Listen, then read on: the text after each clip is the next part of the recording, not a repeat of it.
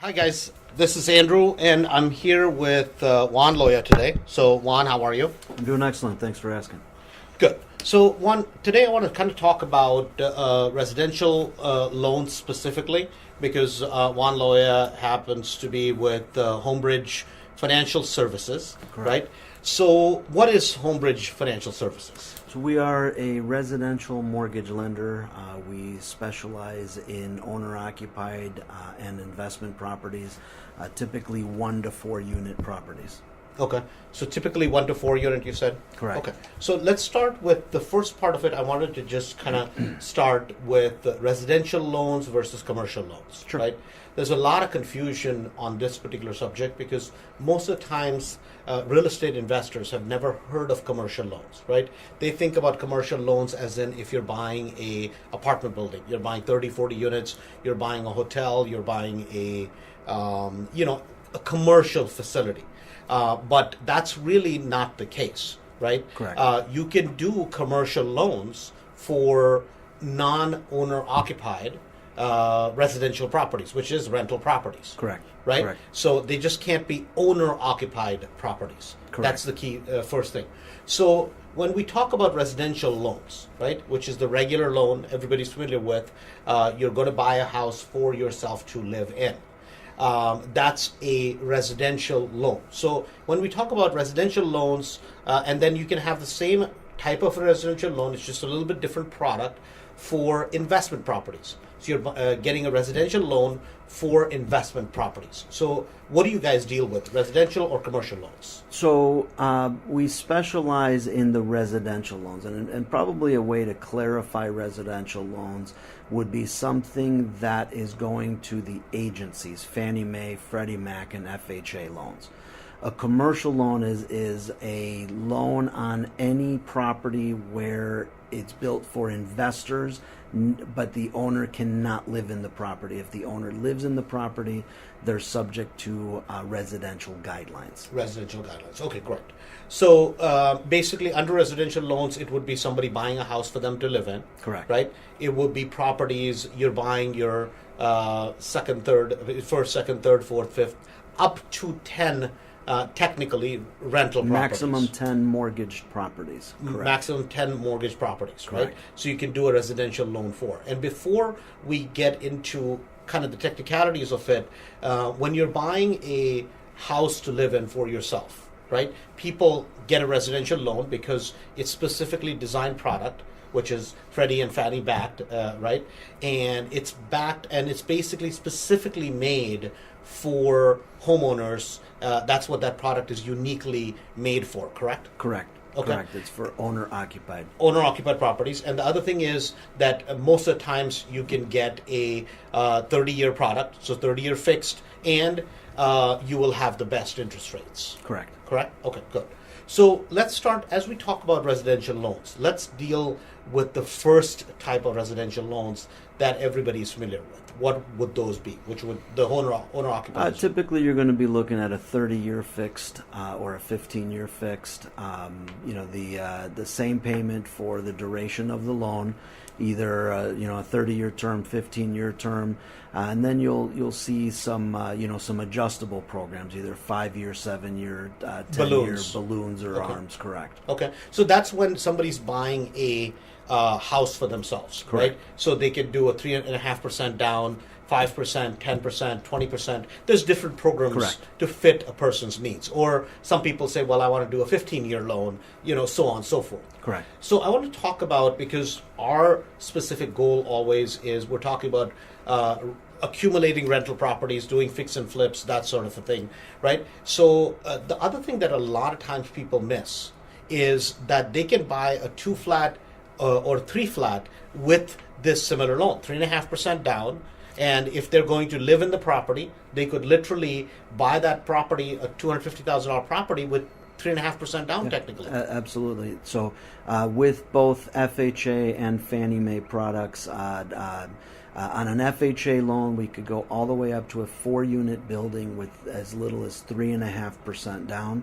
And in the Fannie Mae world, you could do up to a 4-unit building. 2 to 4s, they would be looking for 25% down. 25% for conventional loans. For conventional loans. Okay, got it. So basically, I mean, the reason I bring that up, because a lot of times I think when people are younger, even really age is not a issue in this case, but for a lot of people to get started, to buy anywhere from a 2-flat to a 4-flat, literally with very little money. I mean, even if the property, because a lot of times people are like, oh my God, it might be a $250,000, $300,000 property. But I mean, think about it. 3.5% down, so you're buying say a $300,000 house, right? You could literally buy that with 3.5%. So that would be somewhere around about $10,500, right?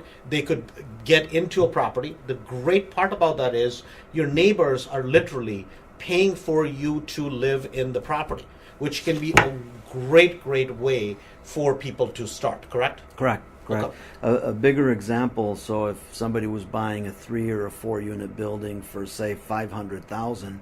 3.5% down would be $17,500 for a $500,000 property with only 17.5 down. Right. No, it's such a beautiful thing, and I know at a later stage we'll talk about that, because actually we have an example right out of Mastering, right? Somebody who bought their first 3-flat, lived there about a year, moved to the second 3-flat, moved to the third 3-flat, moved to the fourth. Now he's working on his fourth 4-flat actually. So it's 3, 3, and 4. I mean, what a beautiful thing. And he's and somebody who makes somewhere around $55,000. So it's not like you have to make a whole lot of money. That's like a lot of times a misnomer in real estate is, oh my God, I have to start out with money. The beauty of real estate is if you learn how to use it properly, right, you can scale up at a very fast pace. Absolutely. So next thing I want to talk about is the traditional way most people buy rental properties, right? What do you see that traditionally? How do people buy properties? Most investors starting out are going to be putting 20-25% down. We've got some investors who want to buy properties cash, which makes absolutely no sense. And then, they graduate to the point that they could put 20 to 25% down. And with that same, if somebody had $100,000, now they're able to purchase, say, 3 properties, 4 properties with that same 100 and get some leverage. Okay. So I want to kind of put this in terms. I don't want to use just 100,000 figures just to keep things very simple. Right? I mean, suppose somebody's starting out with $100,000, right? They're of the old school of thought, which is like, well, I want to save up money, I want to buy property for cash, I want no debt.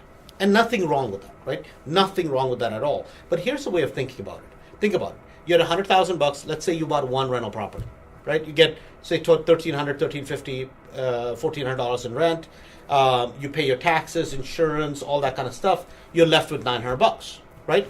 The one way of looking at it is, Andrew, I'm making $900 every single month. It's fantastic, great, right? 900 times 12, so you're going to make about, somewhere around, about $11,000, right? Give or take a little bit, about $11,000 for the year.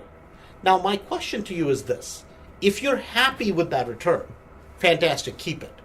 What my point is this: literally, if you learn to invest correctly, you don't even have to start out with the $100,000 to end up with $50,000, $60,000, $70,000 in net cash flow every single month. And that's what I want to kind of build up to, right? So this is the traditional, the way where somebody says, oh, I just do everything for cash, right? And if that's where you are, fantastic.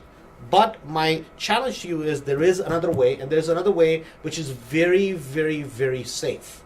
Because just to kind of put this in thought, and we'll build up to this, is how about if you bought a property with $100,000, not your money, but somebody else's money. Even if you have the $100,000 in the bank, why not just keep it aside? What is the point of investing? The point of investing is to build a large portfolio, to get as much cash flow coming in as possible, and to do it safely. Right? Absolutely. Right? Absolutely. If that's the goal, that's a great formula. Right? If that's the goal, then why not learn how to build a portfolio and then pay it off in the next 7-8 years and be done with it? Yeah, right? absolutely. I think that's fantastic. an accelerated way of doing it. And rather than, my belief has always been is this: if you have capital, use capital temporarily to buy the property. But your cash should always go back to your bank. where you can look at it, do whatever you want with it. And if the borrowed money today is so cheap, right, why not borrow the funds? Right. And have your cash back in your pocket. So I want to kind of build to that. So typically what people do most of the times, they think, well, I want to buy a rental property, right? Either they'll go that $100,000 route and say, well, I'm just going to buy one. Now, most people don't do that nowadays, right? Most Correct. people are going to say, okay, I'm going to buy a rental property. They come to you, they say, okay, I'm going to put 20% down, 25% down, depending on the property, right? And then they're going to put 20%, 20%, 20%, try to buy 3 or 4 rental properties to accumulate more cash flow, Correct. right? So that's one way of doing it. So let's just keep it very simplistic. Let's just say somebody had $100,000, right? And they decided to buy 4 rental properties. Correct. And on each rental property, they put $20,000 down approximately to buy 4 of them. Now, the result is that if you're buying, say, 4 of them, if the property is completely paid off, your cash flow is going to be about $900 to $1,000. In this case, if you follow our formulas, it's going to be about $450 net cash flow per property. Per property, right? correct. So $450, and if let's just say with $100,000 you bought only 4, not 5 properties, you only bought 4 properties. So that pretty much puts you at somewhere around $1,800 a month. About somewhere around about $1,800 or so every single month, right? So already you're ahead, because for 12, if you're making $1,800 a month times 12 is what, about $20,000, about $22,000 for the entire year. So now some people might say, well, but I have some risk, right? 21.6 for the year. So some people might say, well, Andrew, but I have 4 loans and I have some risk. Now, guys, listen. If you're one of those people who wants to basically live in this world and have no risk, get in a casket and wait. And now I'm being serious, because there's a risk. You just drove down to our office. There's a risk. The building might cave in. There's a risk. We might not make it home. There's a risk, right? These are just risks that we live with, but to operate in today's society, these are acceptable risks that we decide to take on, right? What we're always saying is this, that minimize the risks, not that you want to take big risks. But guys, what is the risk? You have 20% down, you have good equity in the property when you're buying it, right? And you have phenomenal cash flow. I mean, $21,000 you're making, that's like a 21.6. So it's an over 21% return. Correct. And now you have 4 properties. And if you're buying with our numbers, every property has about 25% or so of equity in it. And then on top of that, you have cash flow. But interestingly enough, if you invested it all cash, you're making about a 10% return on investment. Just by buying 4, you doubled your thing. And here's the thing. Here's the funny part. I'm glad you brought that up. That not only did you double your cash flow, right? But in a matter of a few years down the road, you 4x'd your net worth. Absolutely. Right? Yep. Because whatever that $100,000 property is worth, let's say it becomes worth $150,000. Guys, if you have 4 properties and you use just a simple formula, which is you use the excess cash flow, the $21,000 that comes in every single month, and guess what? You attack mortgage number 1. Guess what happens? See, the goal with real estate should be is take the first 5 years.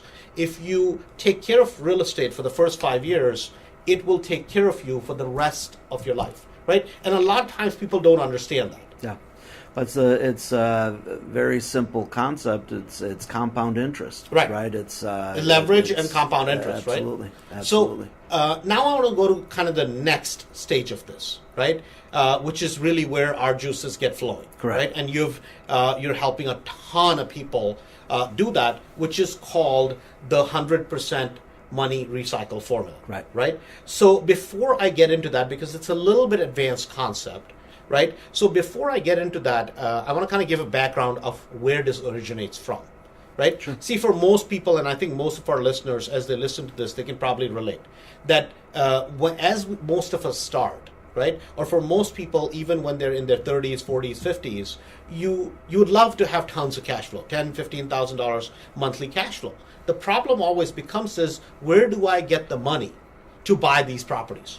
right? This is the Right. biggest Yeah, thing absolutely. we always hear is, Andrew, where do I find the money? I don't have the 100,000 to begin with. I don't have the 200,000 to begin with to put the 20%, 25% down, right? There's another formula that exists out there where you can even borrow the money to buy the property on the front end, right? Right. And then you rehab the property with borrowed money. Then they come to you for step 2, which is refinance the property, pay the initial loans back, Correct. and have a nice long-term 30-year mortgage. And now you attack, which is you start paying off the properties Correct. as quickly as possible. So that's kind of what I want to get into. Sure. But before I get into that, because somebody might say, 21,000, man, is great, is a lot of cash flow. But I really need 50, 60,000, 70,000 to live on. How do you really get there? How do you in reality get there is what I want to talk about. So before we get into that, I want to talk about another concept, which is rate and term refinance Yes. versus cash out refi, Correct. right?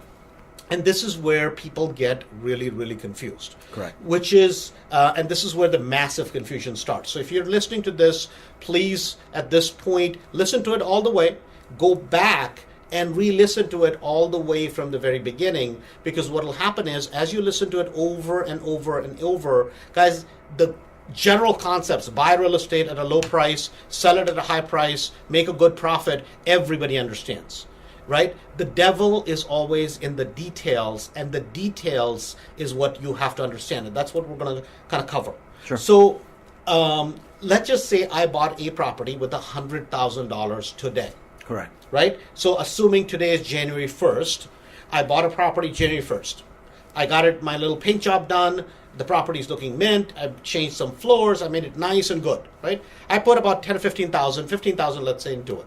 And so I got 100,000 purchase, 15,000 for rehab, 5,000 other costs. Correct. So in our world, our all-in cost, purchase, rehab plus carrying costs, is $120,000, Yes. right? The property in ideal scenario, right, is worth $150,000, $160,000, right? Correct. And then I come to you and say, man, I'm so proud, I saved up $100,000.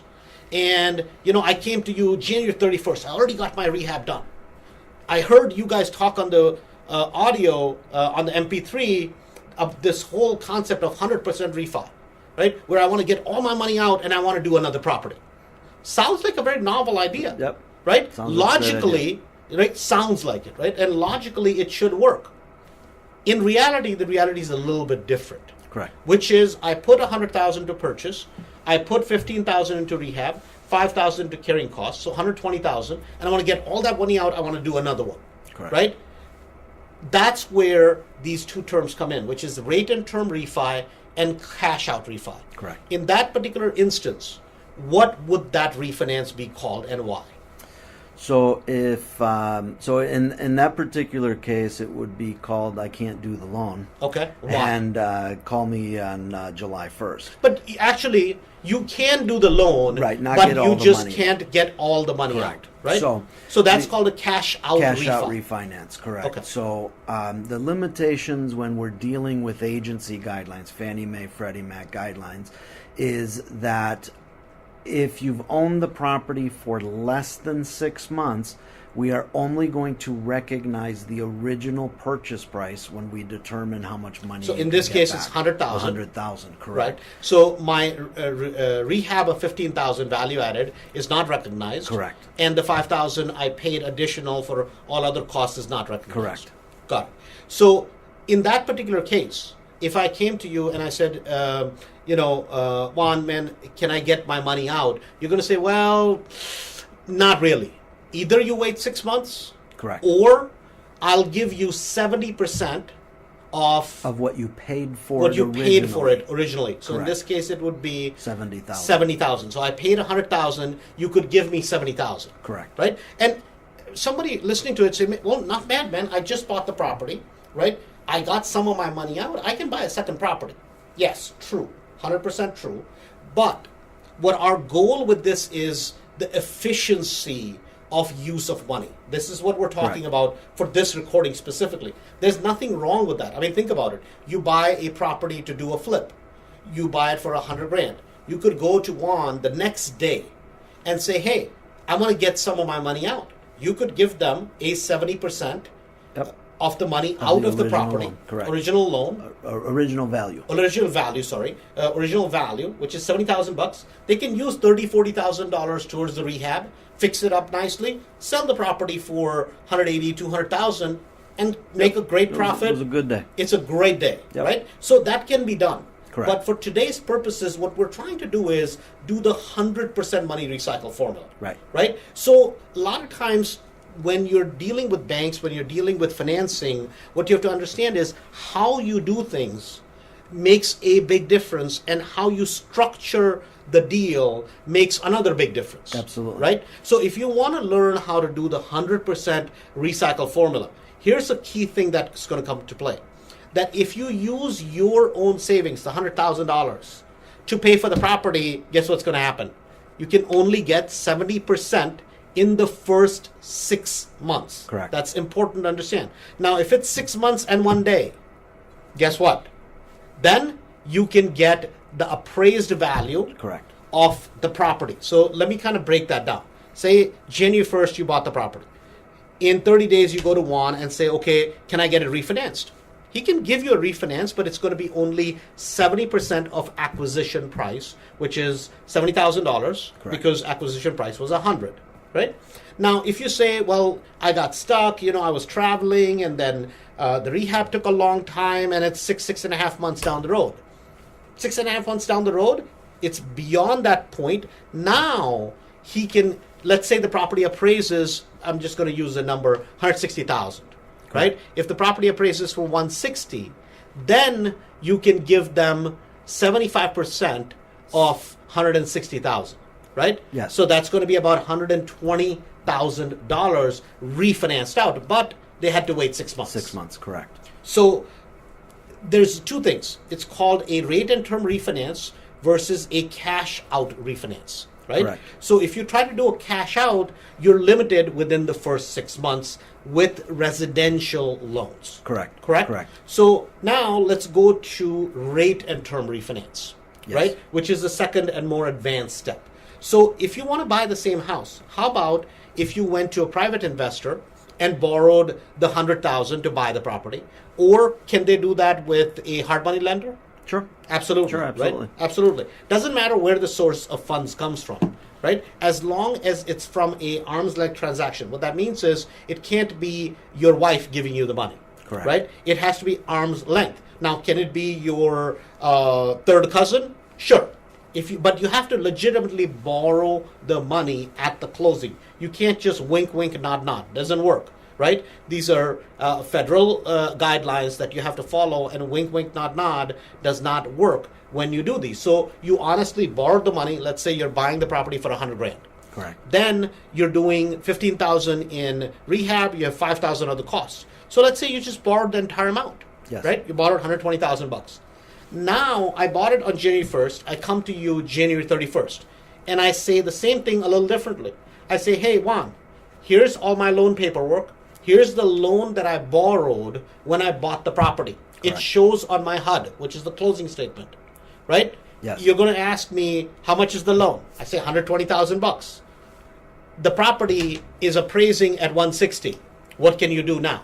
We can refinance the entire 120, and we're talking 30 days after you bought it. 30 days after you bought it, you can refinance the entire 120. Now, guys, if you're like me and if you're sitting home and scratching your head, you're smart. If you didn't get this entire conversation, finish the whole audio, go back and listen to it over again. Here's why you should be scratching your head. I mean, think about the logic behind this. You save your hard-earned dollars and you buy a property. And there's no program to really refinance you out right away within the 6 month period. Right away, you can't get your money back. But if you borrowed the entire amount, then you can get it refinanced out. Correct. Right? It logically, to me, I had the hardest time initially when I started trying to figure this out, make any sense of it. Because I thought the old school way of, man, I'm being good by saving money and then basically getting all my money out. But just the loan programs aren't designed that way. They're not right? designed that way. They're Absolutely. designed in a simple way. It's called rate and term refinance versus cash out refinance. So if you already owe the money, we're happy to refinance. I'd be happy either way. Right. But if you already owe the money, we're able to refinance that without limitation. If you don't owe the money, we have to wait 6 months until we can reappraise it and then get up to 75% of the value of the property. Correct. So the reason a lot of times, whatever seems logical and whatever seems, oh my God, it should work this way. I know a lot of things should work this way. I should be the most handsomest guy in the world, but it just doesn't work that way, right? Life is not how that works. You have to understand how these loan products are designed, and there's a method to this madness. So think about this. You bought your property number one, you borrowed the entire amount, the purchase plus the rehab, but you say, but Andrew, I don't want to take a loan that high. Guys, listen, I understand that, but if you want to build a portfolio, right, on the front end, you take the loan, and then you pay that off as quickly as possible. Because if you follow this formula, which is the 100% recycled formula, you did property number one, you borrowed the money, you rehab the property, put a tenant in, immediately run to Juan, he's going to refinance you, and then you repeat, rinse and repeat, rinse and repeat, rinse and repeat. Correct. Right? And think about this. If you rinse and repeat this properly, even if we just stop at, say, property number 10, right? If you just do that with 10 properties, right? What happens? Now, instead of having, 4 times 450, you have 10 times 450. Now, suddenly, that's $4,500 every single month, right? What is that per year? So, my math is not the best, but that is close to a little bit over $50,000, or exactly $54,000 every single year. And here's the beauty of it. In this case, you didn't even start with any of your own money. A lot of times people think that, oh my God, I don't really have a lot to start. The beauty of real estate is that if you learn how to structure transactions properly, you can build a massive portfolio just following the system. Think about this.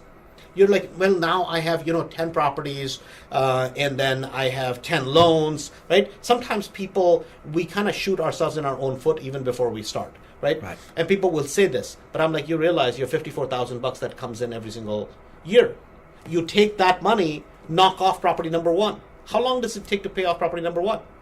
With that math, about a couple 2 years. years, Yeah. 2 years, right? How long does it take to pay off property number two? A little bit less than a little 2 bit years. less than 2 years. Why? Because now you have freed up cash flow to attack number two. How about number three? How about number four? Guys, what happens is it's the compounded effect, the snowball effect, escalation effect, whatever you want to call it, right?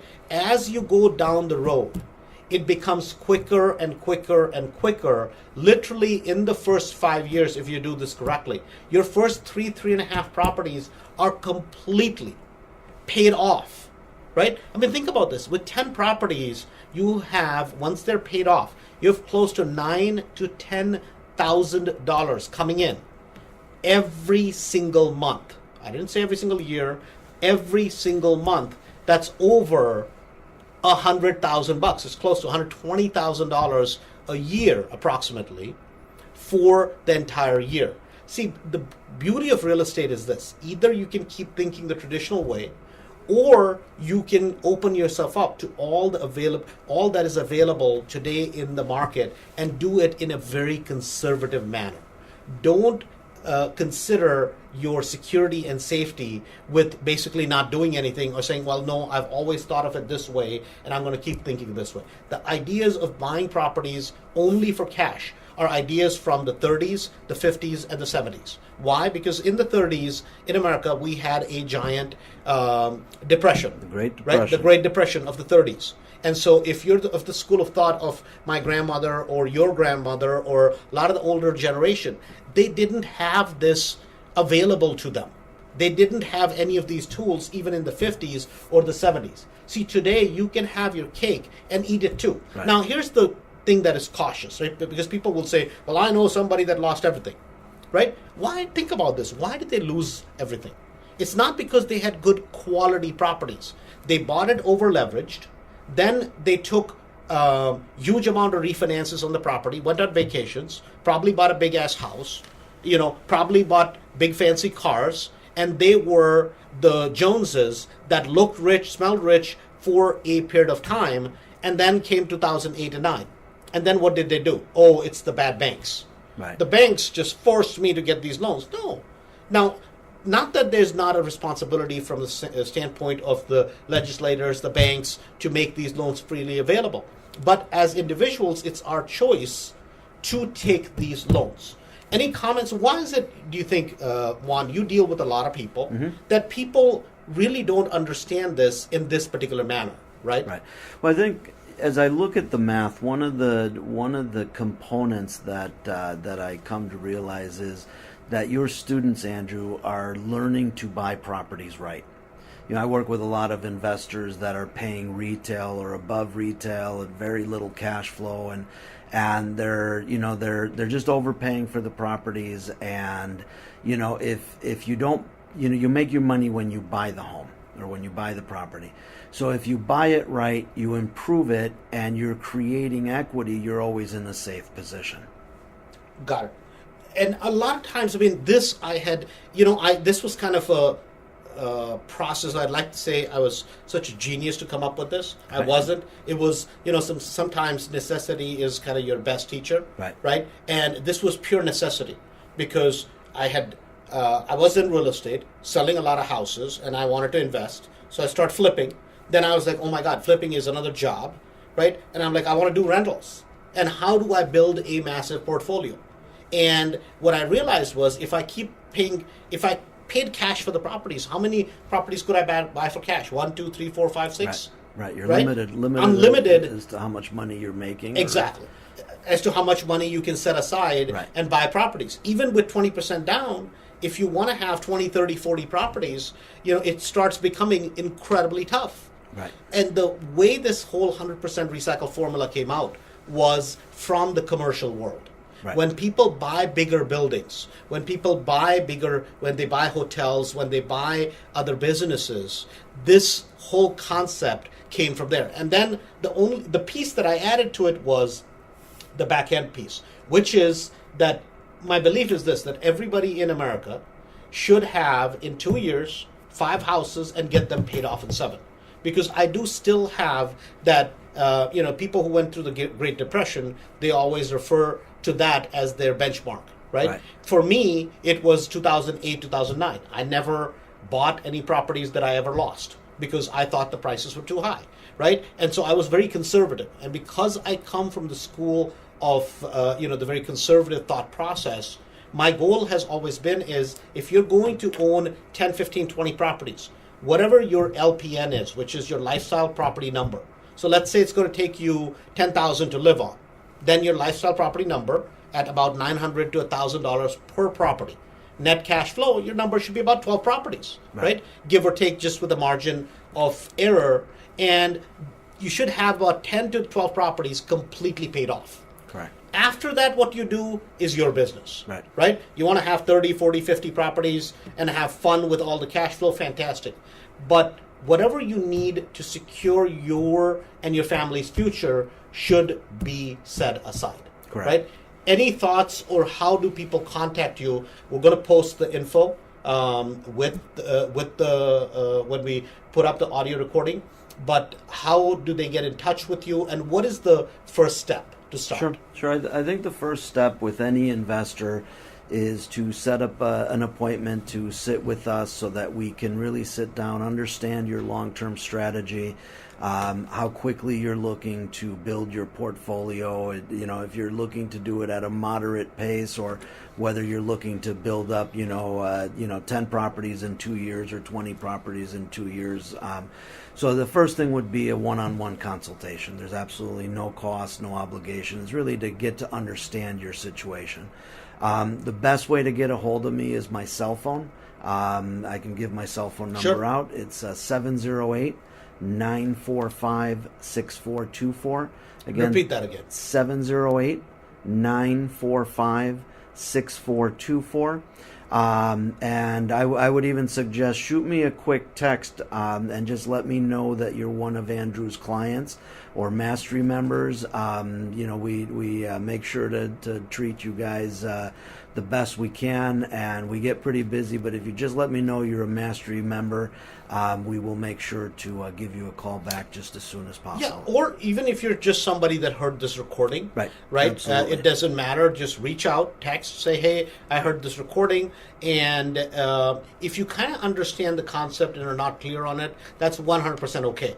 Mind you, this is, especially the 100% recycle formula, this is a PhD in real estate, guys. Right. This is not your everyday, your average person doesn't understand it. And if the average person understood it, guess what? They would have 5, 10, 15, 20 properties. Right. And that's just not your average. Juan, anything else you want to add as we wrap up?